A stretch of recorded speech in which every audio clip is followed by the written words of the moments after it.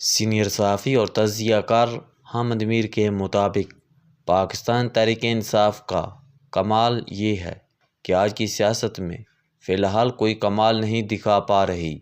اس جماعت کے رہنماؤں کے بڑے بڑے دعوے سن کر یہ شعر یاد آتا ہے، یہ دل عجیب ہے اکثر کمال کرتا ہے، جواب جن کا نہیں وہ سوال کرتا ہے۔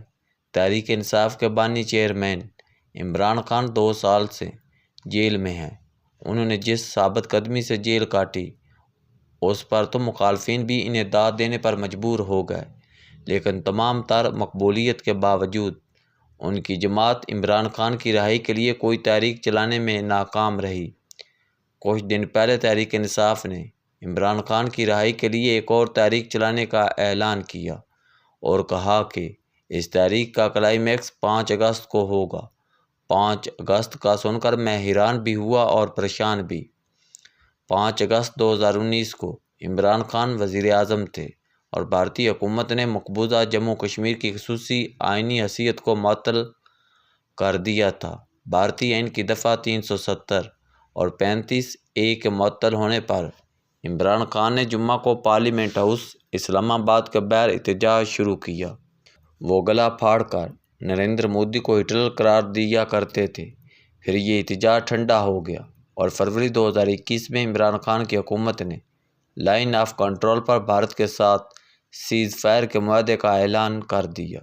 اب جب تحریک انصاف کے بڑے بڑے رہنماؤں نے 5 اگست کو اپنے جلسے جلوسوں کے کلائمیکس کا اعلان کیا تو مجھے خدشہ پیدا ہوا کہ یہ بھی کہیں ویسا ہی احتجاج نہ ہو جیسا احتجاج عمران خان نے مودی کے خلاف شروع کیا تھا، اور پھر اس کا کلائمیکس بھارت کے ساتھ سیز فائر کا ایک خاموش معاہدہ تھا۔ بہرحال عمران خان جیل کے اندر سے بیٹھ کر اپنی جماعت کو ہلانے جلانے کی بھرپور کوشش کر رہے ہیں۔ اس مرتبہ انہوں نے تحریک چلانے کی ذمہ داری محمود خان اچکزئی صاحب کو سونپ دی ہے، جو تحریک تحفظ آئین کے پلیٹ فارم پر کئی دیگر جماعتوں کو اکٹھا کرنے کی کوشش میں ہیں۔ ان کی ایک کامیابی یہ ہے کہ وہ اسلام آباد کی سیاست کے ایک متحرک کردار مصطفیٰ نواز کھوکھر کو اپنی تحریک تحفظ آئین کا نائب صدر بنا چکے ہیں۔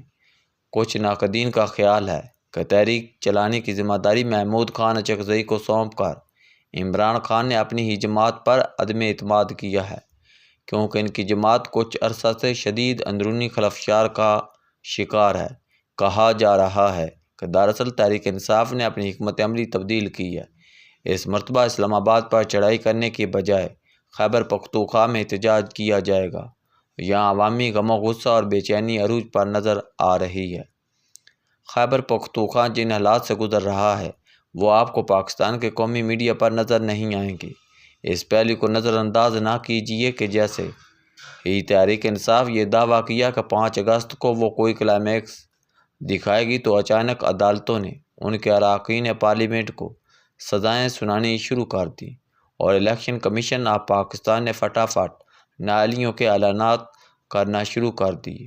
یاران نکتہ داں پوچھتے ہیں کہ اگر تحریک انصاف میں واقعی کوئی دم نہیں رہا تو یہ اچانک سزاؤں اور نااہلیوں کا سیلاب کیوں آیا ہے؟ کہیں نہ کوئی تو یہ جانتا ہے کہ تحریک انصاف کے رہنماؤں کو آپس میں لڑا کر اور بلا پسلا کر قابو کیا جا سکتا ہے، لیکن عوام میں بے چینی کی لہر کسی بھی وقت کوئی خطرہ بن سکتی ہے۔ لہٰذا انصاف کو خوفزدہ کر دو، جو ہر وقت ضرورت عوام کو گھروں سے نکالنے کی وجہ بن سکتے ہیں۔ چیف الیکشن کمشنر سلطان سکندر راجہ کے عہدوں کی میعاد جنوری 2025 میں ختم ہو چکی ہے۔ موصوف کو 2020 میں عمران خان کی حکومت نے چیف الیکشن کمیشن کے عہدے پر فیض کیا تھا۔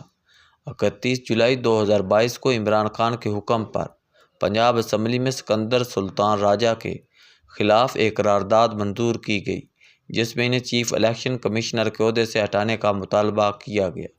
یہ قرارداد ہی ان کی طاقت بن گئی، کیونکہ بہت سے طاقتور لوگ یہ جانتے تھے کہ اگر عمران خان کو حکومت میں واپس آنے سے نہ روکا گیا تو پھر وہ طاقتور اپنے عہدوں پر نہیں رہیں گے۔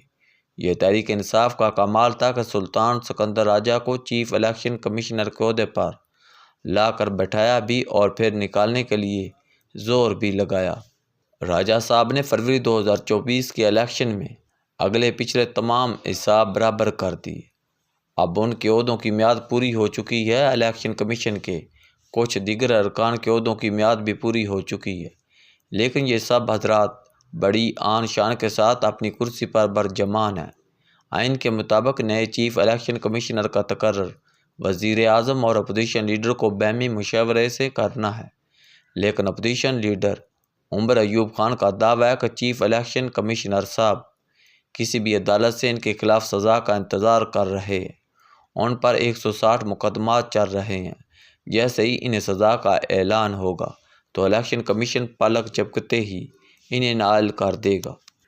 الیکشن کمیشن کے ایسے ہی ارادے علی امین گنڈا پور کے بارے میں ہیں۔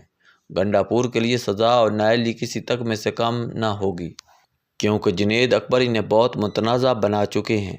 آج کل بیرسٹر گور خان کی جیب میں اپنے ارکان پارلیمنٹ کی ایک فہرست موجود رہتی ہے، جن کے بارے میں انہیں خدشہ ہے کہ یہ سب نااہل ہو جائیں گے۔